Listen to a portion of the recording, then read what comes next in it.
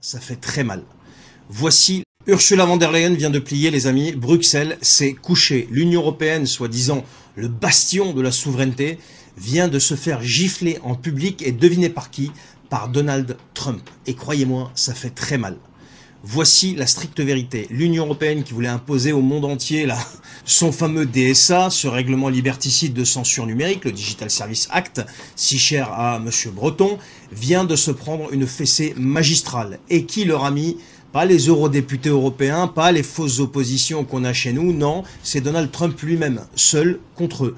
Résultat, eh bien Bruxelles tremble, Ursula baisse la tête et tout le château de cartes commence enfin à s'effondrer. Alors avant d'aller plus loin, partagez cette vidéo s'il vous plaît, mettez un petit like, un petit commentaire, abonnez-vous, c'est gratuit et ça aide énormément à faire exploser la visibilité de ces vérités qu'ils veulent nous cacher. Je vous en remercie. Alors on y va, Donald Trump, qu'est-ce qu'il a fait? Eh bien il a fait exactement ce que personne n'osait faire jusqu'à présent. Il a utilisé, encore une fois, l'arme économique. Il a dit très clairement, si vous continuez avec votre DSA de censure, j'explose les droits de douane contre l'Europe. Et attention, ils sont déjà à 15%. Rappelez-vous ce qu'elle a signé récemment, Ursula. Ça veut dire quoi? Ça veut dire que si l'Union européenne s'entête, eh bien c'est des dizaines de milliards d'euros de pertes pour l'économie européenne.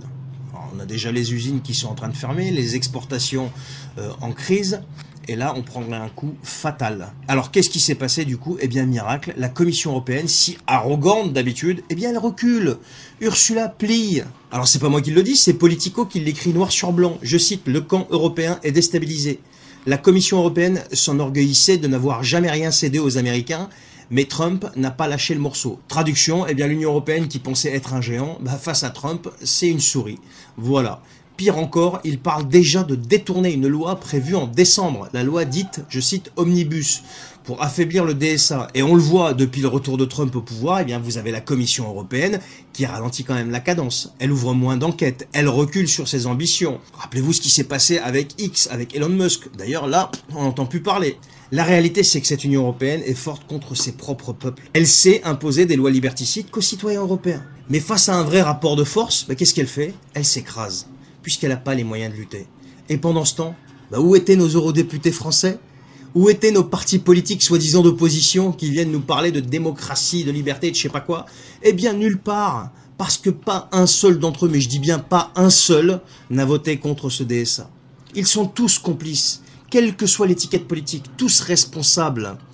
Ils ont livré la liberté d'expression des Français à Bruxelles. Et il a fallu qu'un Trump vienne leur mettre la pression pour que ça bouge enfin. Et la conclusion, elle est très simple. Cette Europe-là, c'est une machine contre les peuples. Et aujourd'hui, c'est pas grâce à nos élus, ni grâce à nos institutions que la liberté d'expression respire encore un peu.